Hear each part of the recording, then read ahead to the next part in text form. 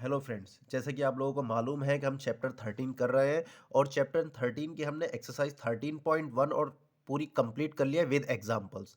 अब जो है हम एक्सरसाइज 13.2 पर आ गए हैं और ये चैप्टर एक्सरसाइज 13.2 जो है, जिस तरीके से हमने जब एक्सरसाइज 13.1 की है तो उसमें हमारे सारे क्वेश्चन जो है वो कर्व्ड सरफेस एरिया या क्षेत्रफल निकालने के हैं। क्षेत्रफल यानी एरिया फाइंड आउट करने के लिए थे। एरिया या फाइंड आउट करते हैं तो मैंने आपको बताया कि आपको क्या बन जाना है, पेंटर बन जाना है। जो भी शेप आपको दे रखी हो उस पे हमें पेंट कर देना है और उसी का फार्मूला लगा देना है। यानी अगर कोई शंकु के आकार की यानी कोन का आकार है तो शंकु के आकार का क्षेत्रफल लगा देंगे हम। यानी शंकु के आकार का क्षेत्रफल क्या होता है, अगर वक्र पृष्ठ क्षेत्रफल की बात हो रही है तो पाई आर एल, और अगर हमारे उसके ऊपर नीचे भी हमें कलर करना है तो पाई आर स्क्वायर हम और ऐड कर देते हैं, जो कहलाता था शंकु का कुल पृष्ठीय क्षेत्रफल। यहाँ पर जो हम एक्सरसाइज अब 13.2 करने वाले हैं, 13.2 में जो है हमसे पूछा जाएगा वॉल्यूम। वॉल्यूम मतलब आयतन। आयतन, वॉल्यूम यानी आयतन निकाला जाएगा हमसे। आयतन, इसे दूसरी भाषा में हम धारिता भी कहाएगा क्वेश्चन में किसी किसी में कि धारिता ज्ञात करो। धारिता यानी कैपेसिटी, इंग्लिश में बोलते हैं कैपेसिटी, कि कितनी कैपेसिटी है। तो जब आपको आयतन पूछा जाए यानी वॉल्यूम पूछा जाएगा तो आपको क्या बन जाना है, मिल्कमैन बन जाना है। जो भी चीज़ आपको निकालनी है उसके ऊपर उसका फार्मूला लगा देना है कि कहाँ कहाँ पर हम उसमें जो है ना दूध भर देंगे या एक पानी भर देंगे। ठीक है, और उसी उसका वॉल्यूम का फार्मूला लगा देंगे। वॉल्यूम के फार्मूले का एक सिंपल मेथड मेथड बता देता हूँ आपको कि याद किस तरीके से करते हैं। कि हम जितनी भी आकृति पढ़ने वाले हैं यहाँ पर, तो वो किस तरीके की है, लंबवृत्तीय है। लंबवृत्तीय मतलब ये जो है सारे के सारे राइट एंगल पर बने रहते हैं। यानी जो हमारा घनाभ है, तो घनाभ जो है हमारा, जो ये फार्मूला काम करता है तो वो करता है जब ये इसके सिरे जो है ना सबके सब 90 डिग्री पर बने हुए हो। अगर हमारा घनाभ यानी ये घनाभ जो बना है वो आयतों से मिलकर बना है। ये ऐसा नहीं है कि क्या बोलते हैं, समांतर चतुर्भुज से बन जाए, यानी पैरेललोग्राम। पैरेललोग्राम से अगर जो बनेगा तो हमारा ये फार्मूले जो होते हैं, जैसे हमने कुल पृष्ठीय क्षेत्रफल का फार्मूला पढ़ा है 2LB plus BH plus HL। तो ये जो है ये किसके लिए काम करेगा, जब हमारा जो घनाभ होगा जब वो लंबवृत्तीय होगा। अगर ये लंबवृत्तीय ना होके तिरछा हो जाए तो हमारा फार्मूला फेल हो जाएगा। ठीक है, क्योंकि हमें जो है जो फेस बन जाएंगे वो हमारे किस आकार के हो जाएंगे, समांतर चतुर्भुज के समान हो जाएगी, यानी पैरेललोग्राम के। और पैरेललोग्राम का एरिया L इंटू बी नहीं होता, उसका एरिया क्या होता है, B इंटू एच, यानी बेस इंटू हाइट। जबकि हमें इसकी हाइट पता चलनी चाहिए पड़ेगी फिर। तो ये जितने भी हमारे फार्मूले हमने क्षेत्रफल वाले पढ़े हैं तो वो किसके लिए पढ़े, जिन चीज़ों का जो हमारे फेसेस है वो लंबवृत्तीय है, यानी 90 डिग्री का एंगल बना रहा है जो भी उसके फेसेस हैं। ठीक है, तो अब इसी उसका फर्क पड़ेगा हमारे आयतन में। आयतन, ये चीज़ मैं आपको क्यों बता रहा हूँ, आयतन का फार्मूला होता है जो भी हमारा लंबवृत्तीय चीज़ है, बेलन है या घनाभ है, शंकु है, तो उसमें आयतन का फार्मूला हो जाता है कि आकृति के, जो भी हमारी आकृति है, आकृति के आधार का क्षेत्रफल, आधार का क्षेत्रफल इंटू ऊंचाई। तो ये हमारा फार्मूला बनता है आयतन का, यानी एरिया ऑफ बेस। ठीक है, area of base into height. जैसे हमें घनाभ का निकालना है, यानी घनाभ का आयतन का फार्मूला पता करना है कि घनाभ का आयतन होता क्या है। तो घनाभ का आयतन का फार्मूला वैसे तो ज़्यादातर बुक्स में और टीचर रटवा देते हैं कि फार्मूला होता है LBH, लेकिन आपको पता होना चाहिए कि आया कैसे। तो आया था कैसे, मैंने बताया आकृति के आधार का क्षेत्रफल। इसका जो इसका आधार होगा वो कौन सा बन रहा है, यानी नीचे वाला रेक्टेंगल। नीचे वाला रेक्टेंगल यानी नीचे वाला आयत। नीचे वाला आयत की क्षेत्रफल क्या होगा, L, और इसकी चौड़ाई होगी B, यानी L इंटू बी इंटू, आगे मैंने क्या बताया, ऊंचाई। ऊंचाई क्या होती है इसकी, ये हमने मान ली H, तो LBH इस तरीके से आता है। ठीक है, तो घनाभ का आयतन का फार्मूला हुआ LBH, जो आप डायरेक्ट पढ़ते हैं। लेकिन हुआ कैसे कि आपने आधार का क्षेत्रफल निकाला इंटू ऊंचाई कर दी, तो इस तरीके से घनाभ के आयतन का फार्मूला आ गया। ठीक है, इसी तरीके से घनाभ के बाद आता है हमारा घन। घन भी जो होता है वो लंबवृत्तीय होता है हमारा, यानी लंब होते हैं उसके, यानी वर्गों से मिलकर बना होता है। ठीक है, वर्गों से, इसकी तो L भी ये है, B भी ये है और H भी यही है। तो घन का आयतन का क्या फार्मूला होगा, घन का आयतन, आपको लॉजिक ये वाला लगाना है, आकृति के आधार का क्षेत्रफल इंटू ऊंचाई। अब इसकी आकृति, आधार वाला क्या है, इसका वर्ग है, और उसकी लंबाई और चौड़ाई ए है, यानी A इंटू ए, ये आधार हो गया, इंटू ऊंचाई। ऊंचाई कितनी है इसकी, ये भी ए होगी, यानी इसका फार्मूला हो गया ए की पावर 3। जब हमने ए की मल्टीप्लाई करेंगे तो ए की पावर 3 हो जाएगी। ये किसका फार्मूला हो गया, घन का आयतन। अब हमें क्या करना है, तीसरी आकृति आती है हमारी क्या, बेलन। कि बेलन का क्षेत्रफल, क्षेत्रफल का फार्मूला तो हमने पढ़ रखा है 2πr/h, और एक सर्कल ऊपर एक सर्कल नीचे। लेकिन हम अभी यहाँ पर हमें इसका निकालना है आयतन, यानी कैपेसिटी यानी वॉल्यूम फाइंड आउट करना है। तो उसका फार्मूला क्या होता है, अगर हमने इसकी आकृति की जो आधार की त्रिज्या मान ली हमने r मान ली है, और इसकी जो हमारा बेलन है इसकी ऊंचाई हमने मान ली h, तो इसका आयतन क्या होगा, यानी ये है हमारा बेलन। बेलन यानी सिलेंडर, बेलन का आयतन। मैंने क्या लॉजिक बताया आपको, मैंने लॉजिक बताया है कि आकृति के आधार का क्षेत्रफल। बेलन है, बेलन का आधार क्या होगा, जैसे मैं आकृति दिखाऊं आपको, ये एक बेलन बना रखा है, ठीक है। इसका आकार, आधार, आधार यानी बेस, बेस कैसा बन रहा है इसका, सर्कुलर, सर्कल है नहीं है, और इसकी त्रिज्या हमने मान रखी है आर। तो सर्कल के आधार का क्षेत्रफल क्या होता है, सर्कल के क्षेत्रफल यानी πr², यानी आधार का क्षेत्रफल, आधार का क्षेत्रफल बताया ना मैंने, तो आधार इसका वृत्त बन रहा है, तो इसका क्षेत्रफल हो गया πr² इंटू ऊंचाई, हाइट कितनी है इसकी h, तो फार्मूला हो गया πr²h। तो ये आ गया हमारा volume of cylinder, volume of cylinder. ठीक है, आपकी समझ में आया। तो हर किसी चीज में लॉजिक यही वाला लगाना है, आपके आधार का क्षेत्रफल इंटू ऊंचाई। अब आते हैं, हमारा तीसरी चीज आती है हमारी शंकु। देखो, शंकु और घनाभ, इन तीन दोनों चीजों में एक रिलेशन होता है। कभी कभी पूछा भी जाता है आपसे कि शंकु के आयतन और बेलन के आयतन में क्या संबंध होता है। अगर हमने जितनी ऊंचाई इसकी है और उतनी ऊंचाई का हमने एक शंकु ले लिया, जितना आधार जैसा वृत्त इसका नीचे बन रहा है, वही आकार जो है हमने उसी उसका त्रिज्या का एक वृत्त हमने वृत्ताकार ये ले लिया, तो इसमें क्या रिलेशन बनेगा, तो रिलेशन ये बनता है कि शंकु का आयतन, शंकु का आयतन वो बराबर होता है 1/3 इंटू बेलन का आयतन, बेलन का आयतन। मतलब क्या हुआ, मतलब ये हुआ कि अगर कोई आइसक्रीम या कोई लिक्विड इसके अंदर भरा हुआ है, इसके अंदर पानी भरा हुआ है, इसी आकार का आपने एक शंकु ले लिया, इसी ऊंचाई का, और इसी इसकी त्रिज्या भी नीचे वाली सेम होनी चाहिए। तो मैं इसमें से जब एक बार पानी पलटूंगा तो एक लोटा भर गया, मैंने इसे गिरा दिया, फिर मैंने डबल से भरा, एक वो भर गया, एक शंकु, दूसरा शंकु भरा, दूसरा गिरा दिया, अब मैंने तीसरा वाला भरा, तो ये 3 बार में 3 शंकु भर लेगा, अगर जो सेम आधार की त्रिज्या और इनकी ऊंचाई दोनों की बराबर होगी, तो इसके अंदर जितना पानी आएगा वो 3 शंकुओं में भर जाएगा। या तो यानी क्या हुआ कि बेशंकु का आयतन जो है वो 1/3 होता है बेलन के आयतन का। अब बेलन का आयतन हम जानते हैं कितना है, πr²h, हमने निकाला 1/3 πr²h, तो ये शंकु का आयतन आ गया। ठीक है, शंकु का आयतन। अब बात आती है हमारी चौथी पांचवी चीज आती है गोला। गोला में सिर्फ आर ही होता है, ये आपको याद रखना पड़ेगा कि गोले का आयतन जो है, गोले का आयतन। अब गोले में क्या है कि यहाँ पर तो हमारे पास ना ही तो इसका नीचे का बेस है, ये तो चारों तरफ से घुमा हुआ है। ये आप प्रूफ करोगे 12th क्लास में जाकर कि गोले का आयतन, ये कैलकुलस आएगी तो कैलकुलस में जाके प्रूफ करोगे गोले का आयतन किस तरीके होता है। फिलहाल आपको रट लेना पड़ेगा कि 4/3 इंटू πr³, ये गोले का आयतन है टोटल, इसमें टोटल एरिया यानी इसके अंदर कितना पानी आएगा, 4/3 πr³। अगर जो हम अर्धगोले की बात करें, अर्धगोले का आयतन, अब सीधी सी बात है, पूरे का जो है 4/3 है, तो आधे का क्या हो जाएगा, 2/3 πr³। ठीक है, समझ में आ गया आपके, 2/3 πr³, आधा गोला बनता है इस तरीके से, ये ऐसे आपने, तो इसके अंदर 2/3 πr³ होगा, इसकी त्रिज्या हमने r ले रखी है।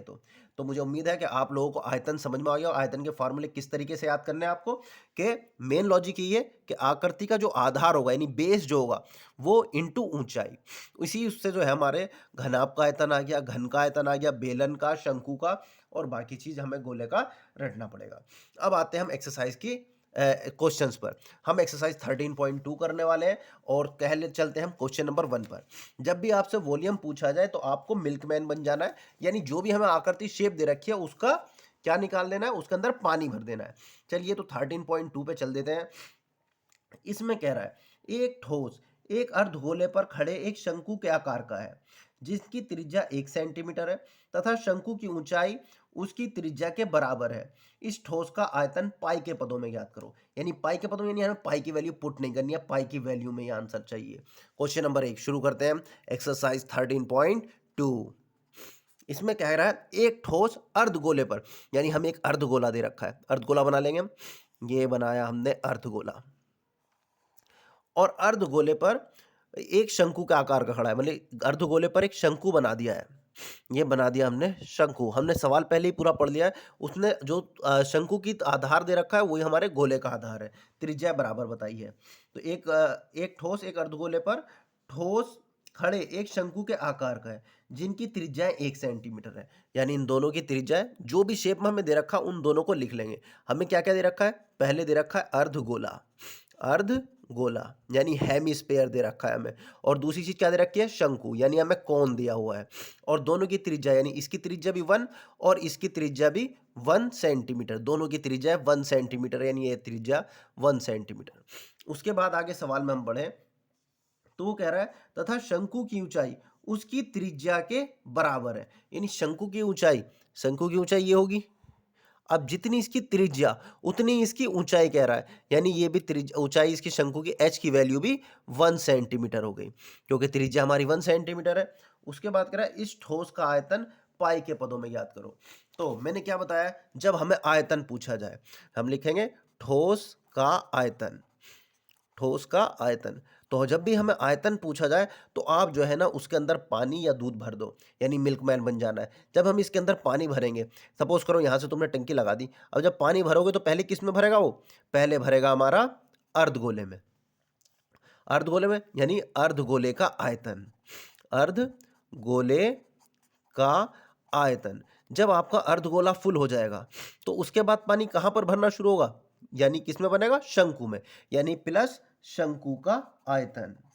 शंकु का आयतन। समझ में आ गई बात? अर्धगोले का आयतन प्लस शंकु का आयतन। अर्धगोले का आयतन का फार्मूला आपको पता है कितना होता है? 2/3 इंटू पाई आर क्यूब। आपको फार्मूले सबके पता होने चाहिए, जब ही आपको पता चल पाएगा। क्योंकि देखो हमें ये तो पता चल गया कि हमने अर्धगोले में पानी भर रहा है तो अर्धगोले का आयतन लगा दिया, प्लस शंकु का आयतन। शंकु का आयतन यानी ये शंकु का आयतन क्या होता है? 1/3 पाई आर स्क्वायर एच। अब यहाँ से जो है मैंने आपको पहले भी बता रखा, जब हम एक्सरसाइज 13.1 कर रहे थे, कि पहले हमें फार्मूले को सिंपलेस्ट फॉर्म में कर लेना है। क्योंकि त्रिज्या दोनों एक सी थी तो हमने दोनों को नोटेशन आर से दिखाया। अगर ये गोला कह देता था कि गोले से छोटा शंकु है तो हम त्रिज्याओं को अलग अलग दिखाते हैं। तो यहाँ पर जो हम कॉमन लेंगे, सबसे पहले मल्टीप्लाई से पहले कॉमन ले लो, फॉर्मूले को सिंपलेस्ट फॉर्म में कन्वर्ट कर लो, बाद में वैल्यू पुट करनी है। तो यहाँ पर 1/3 आ रहा है एक तो कॉमन, और पाई आ रहा है, और आर स्क्वायर आ रहा है। तो ब्रैकेट में क्या बच रहा है? यहाँ पर 2 रह गया है, पाई भी निकल गया, आर की पावर 3 थी, 2 बाहर चला गया तो एक आर रह गया। यहाँ पर प्लस प्लस 1/3 बाहर है, पाई भी आर स्क्वायर भी, तो यहाँ पर रह गया एच। अब वैल्यू पुट कर देंगे। 1/3 पाई की वैल्यू नहीं रखनी, क्योंकि हमें उनसे जो ठोस का आयतन पूछा है पाई की टर्म्स में पूछा है, तो पाई को ऐसे रहने देंगे। आर क्या है? दोनों का सेम है 1, तो 1 का स्क्वायर। अब 2 इंटू आर की वैल्यू 1 हो जाएगी, और एच कितना है हमारे पास? 1, क्योंकि जो शंकु की ऊंचाई है वो उसकी त्रिज्या के बराबर है, तो वो भी 1 हो गई। अब वैल्यू फुट कर आगे सॉल्व करेंगे। 1/3 पाई, 1 का स्क्वायर 1, ये हो जाएगा 2 1 2 प्लस 1, तो ये हो जाएगा 1/3 इंटू पाई की 1 से मल्टीप्लाई, पाई हो जाएगी 2 + 1 3, तो 3 से 3 कैंसिल, आंसर आ गया पाई। और हमें सेंटीमीटर, तो यानी वॉल्यूम हो गया सेंटीमीटर क्यूब। ये हमारा आंसर आ गया पहले वाले का। बड़ा सिंपल सवाल था, कोई डिफिकल्टी नहीं। हमने जो है जहाँ जहाँ पानी भरा उसका आयतन का फार्मूला लिख दिया। अब आते हैं हम क्वेश्चन नंबर 2 पर। क्वेश्चन नंबर 2 क्या है, एक बार हम पढ़ते हैं। इसमें कह रहा है एक इंजीनियरिंग के विद्यार्थी रचेल ने एक पतली एल्यूमिनियम की शीट का प्रयोग करते हुए एक मॉडल बनाने को कहा, जो एक बेलन के आकार का है, जिसके दोनों सिरों पर 2 शंकु जुड़े हुए हैं। इसका मतलब हमें आकृति का शेप हमें यहीं पे पता चल गया है। चलो बना लेते हैं हम। हमें क्या कह रहा है? एक बेलन दे रखा है, और उस बेलन की जो दोनों सिरे हैं वो किस तरीके के हैं? शंकु आकार है। यानी एक शंकु इधर लगा दिया गया है और एक शंकु इधर लगा दिया गया है। ठीक है, ये मॉडल बन गया हमारा। उसके बाद कह रहा है इस मॉडल का व्यास 3 सेंटीमीटर है। यानी जो हमारा व्यास तो इधर ही बनना है 2 सर्कल, तो 3 सेंटीमीटर यहाँ पर हमें इसका व्यास पता चल गया। उसके बाद और इसकी लंबाई 12 सेंटीमीटर। हमारे पूरे मॉडल की बात चल रही है, यानी 12 सेंटीमीटर जो है ये ऊपर से लेके नीचे तक की लंबाई आ गई हमारी 12 सेंटीमीटर, क्योंकि मॉडल की बात चल रही है। यदि प्रत्येक शंकु की ऊंचाई 2 सेंटीमीटर, अब सिर्फ शंकु की बात चल रही है, यानी इस वाले शंकु की ऊंचाई भी 2 सेंटीमीटर है और इस वाले शंकु की ऊंचाई भी 2 सेंटीमीटर है। उसके बाद आगे बढ़ते हैं। तो रचेल द्वारा बनाए गए मॉडल में अंतःवृष्ट हवा का आयतन ज्ञात करो। हमें पानी का है या हवा का है जो उसके अंदर आ रहा है उसके आयतन के बराबर होगी। ठीक है, जो भी चीज़ उसके अंदर आएगी उसके आयतन के बराबर होगी। अब हमारी चीज़ मैंने बताया आपको, जो भी चीज़ें दे रखी हो ना उसे आपको अलग ही नोट कर लेना है। जैसे कि हमें क्या क्या चीज़ें दे रखी है, यहाँ पे दो शेप्स दे रखी है, एक तो शंकु है और दूसरी चीज़ है बेलन। अब हमें जो है शंकु की ऊंचाई दे रखी है, पहले त्रिज्या दे रखी थी, डायमीटर दे रखी है दोनों की 3 सेंटीमीटर। बेलन की डायमीटर भी 3 सेंटीमीटर है। हमारे जो फार्मूला है हमेशा रेडियस में काम आते हैं, तो हम जो है इसे डायमीटर को रेडियस में कन्वर्ट कर लेंगे। आर इज इक्वल टू होता है D/2, डायमीटर अपॉन 2, यानी हो जाएगा 3/2 सेंटीमीटर। सिमिलरली यहाँ पर भी r is equal to 3/2 centimetre, क्योंकि मॉडल जो है दोनों तरफ शंकुआकार है, दोनों की त्रिज्याएं बराबर होगी। उसके बाद जो है हमें मॉडल की टोटल लेंथ दे रखी है, कितनी है 12 सेंटीमीटर, और शंकु की ऊंचाई कितनी दे रखी है, h बराबर दे रखी है 2 सेंटीमीटर, h बराबर 2 सेंटीमीटर। और यहाँ पर अब हमें अगर जो बेलन की ऊंचाई, यहाँ पर हमने इसे कह दिया h1, क्योंकि हमारे इस बेलन की ऊंचाई जो है ना वो अलग जाने वाली है, तो हम इसे कह देंगे h2। अब बेलन की ऊंचाई कितनी होगी, देखो टोटल यहाँ से यहाँ तक पूरा मॉडल बन रहा है हमारा, इसकी लंबाई दे रखी है 12 सेंटीमीटर। अगर हम ऊपर से देखें तो यहाँ से यहाँ तक ये 2 सेंटीमीटर का क्या है, ये तो शंकु है। और इधर भी ऊपर से नीचे इधर को देखें तो ये भी शंकु है, यानी दो शंकुओं की ऊंचाई माइनस हो जाएगी तो हमारी बेलन की ऊंचाई आ जाएगी। तो 12 में से 2 जाएगा 10 बचेगा, 10 में से 2 जाएगा तो बचेगा 8 सेंटीमीटर, यानी ये हमारे बेलन की ऊंचाई आ गई 8 सेंटीमीटर। ठीक है, अब हमें क्या करना है, अब हमें जो है ना इसके अंदर के जो हवा आई है उसका आयतन निकालना है। यानी हमारी शेप जो बन रही होगी वो कुछ इस तरीके से बन रही होगी कि ये हमारा बेलन है और बेलन के ऊपर हमने शंकु लगा दिया है। बेलन के ऊपर क्या लगा दिया है, शंकु। अब हमें इन दोनों का आयतन निकालना, और इधर भी एक शंकु इस तरफ भी बना हुआ होगा। मेरे पास एक ही शंकु है, आप इमेजिन कर सकते हैं कि इधर भी एक शंकु लगा हुआ होगा। अब हमें क्या है, इसके अंदर लिक्विड भरेंगे। जब हम लिक्विड भरेंगे तो क्या होगा, यानी इसकी हवा कैसे पता चलेगा, जो इसकी लिक्विड का वॉल्यूम, जो इसका इसका पूरी उसका कैपेसिटी होगी। तो हम लिखेंगे जो कह रहा है मॉडल में अंतर्विष्ट हवा का आयतन, तो हम लिखेंगे मॉडल में जैसा क्वेश्चन कह रहा है उसी की लैंग्वेज में आपको इसकी लैंग्वेज लिखनी है। अंतवृष्ट हवा का आयतन, तो आयतन कितना होगा, जो जहां जहां पर आपको यह पानी का आयतन पूछे, हवा का आयतन पूछे, या फिर तुम्हारा कोई भी लिक्विड भरा जाए, तो वो किसके बराबर होगा, जितना इसका जो हमारी शेप्स बनी है उसका आयतन। तो मैंने क्या बताया आपको, तो जब भी आयतन निकालने की बात आए, दूधिया या मिल्कमैन बन जाना है, तो आपने जो है यहाँ से दूध डालना शुरू कर दिया। पहले दूध किस में भरा जाएगा, नीचे वाले शंकु में, तो यह आ गया शंकु का आयतन प्लस, अब आगे बढ़ते हैं प्लस। अब जब ये लिक्विड इसमें पूरा भर जाएगा हमारा शंकु में, उसके ऊपर किस में जाएगा फिर ये बेलन, यानी बेलन का आयतन। अब फिर जब ये बेलन भी फुल हो जाएगा तो फिर किस में जाएगा, शंकु में। अब आप देखें कि जो शंकु की शेप हमें नीचे दे रखी है वही शंकु हमारा ऊपर वाला है, तो हम इसे बार बार ना लिख के यहीं पे 2 से मल्टीप्लाई कर देते, 2 इंटू शंकु का आयतन, क्योंकि हमारे 1 से 2 शंकु है। अब हम फार्मूला लगाएंगे 2 इंटू, समझ में आ गया ना, 2 की मल्टीप्लाई क्यों, क्योंकि 2 शंकु हो रहा है हमारे पास और दोनों की त्रिज्याएं और ऊंचाई बराबर है, इसलिए हमने 2 से मल्टीप्लाई कर दी। अब शंकु का आयतन का फार्मूला क्या होता है, 1/3 पाई आर स्क्वायर एच, लेकिन हमारे पास आर तो सेम है, एच की जगह रखेंगे हम H1 प्लस बेलन का आयतन क्या होता है पाई आर स्क्वायर एच, लेकिन यहाँ पर आर तो हमने यहीं पे नोट किया, आर एच को कर दिया हमने H2 से डिनोट। अब मैंने बताया था आपको हमेशा फार्मूला जो यूज करना है उसमें हम सिंपलेस्ट फॉर्म में करेंगे, पहले फार्मूले को सिंपल बना लेंगे। तो यहाँ पर पाई आर स्क्वायर यहाँ पर भी है यहाँ पर भी है, इसे कॉमन ले लेंगे। अगर आप फार्मूले में कॉमन ले लेंगे तो हमारी कैलकुलेशन टफ हो जाएगी, तो आप पाई आर स्क्वायर कॉमन ले लेंगे। ब्रैकेट में क्या बचेगा, ब्रैकेट में बचा यहाँ पर बचा 2/3, ये 2 की 1 से बना 2/3, पाई आर स्क्वायर बाहर चला गया, क्या रह गया यहाँ पर H1 plus pi are square बाहर चलेगा, यहाँ पर क्या रह गया H2। अब वैल्यू पुट करेंगे, अब इससे सिंपलेस्ट और फार्मूला नहीं हो सकता हमारा, तो वैल्यू पुट करेंगे पाई की वैल्यू हमें नहीं दे रखी है तो हम क्या रखेंगे 22/7 इंटू आर कितना है हमारे पास, आर है दोनों का सेम है 3/2 का स्क्वायर। अब आगे बढ़ेंगे 2/3 इंटू H1 यानी हमारी H1 है शंकु की ऊंचाई और वो कितनी है 2 प्लस H2 कितना है हमारा, जो हमारे बेलनाकार भाग की ऊंचाई है वो कितनी है 8 सेंटीमीटर। ठीक है, वो कितनी है 8 सेंटीमीटर, तो यहाँ पर हमने रख दिया 8।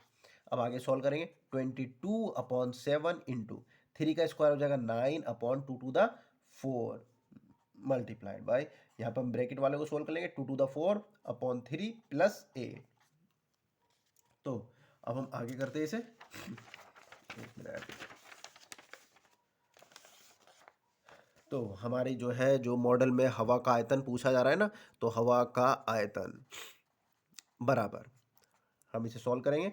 तो हमारा सवाल ये थी 22/7 इंटू 9/4, और यहाँ पर मैं डबल से ये लाइन लिख लेता हूँ, 4/3 प्लस 8। इस 8 के नीचे 1 ले लेंगे, इसे 2 से कट रहा है, 2 2 2 2 2 the 4। तो हमारे पास आ गया 11 इंटू 9/7 इंटू 2, और यहाँ पर हम ब्रैकेट की बात करें तो एलसीएम कितना आ जाएगा 3, तो 3 4 प्लस 1 3 the 3 3 8 the 24।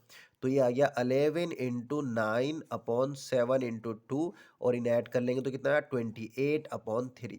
3 से इसे काट लेंगे, 3 3 the 9, 7 4 the 28, 2 से इसे काट देंगे, 2 2 the 4। तो हमारे पास क्या बचा 11 इंटू 3 इंटू 2।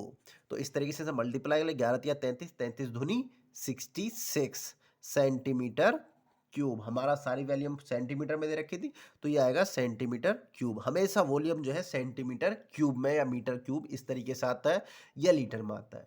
हमारा जो एरिया है वो सेंटीमीटर स्क्वायर में आता है। बहुत से बच्चे इसी में कंफ्यूज हो रहते हैं, तो कंफ्यूज होने वाली बात नहीं है। आप जो है एक सिंपलेस्ट तरीके से भी याद कर सकते हैं। जैसे अगर तुम घनाभ का आयतन की बात करो तो क्या होता है l into b into h. तो अगर जो हमारा एल सेंटीमीटर में है, बी भी सेंटीमीटर में है, एच भी सेंटीमीटर में है, तो सेंटीमीटर सेंटीमीटर सेंटीमीटर, तो जब हम मल्टीप्लाई करते हैं तो पावर ऐड हो जाती है, तो आ जाएगी सेंटीमीटर क्यूब। तो इस तरीके से सभी वॉल्यूम्स की वैल्यू जो है वो metre cube, centimetre cube, decimetre cube या लीटर में आएगी। ठीक है, आप समझ गए हो? तो अब जो है हम क्वेश्चन आगे वाला करें या इसे हम कल देखेंगे।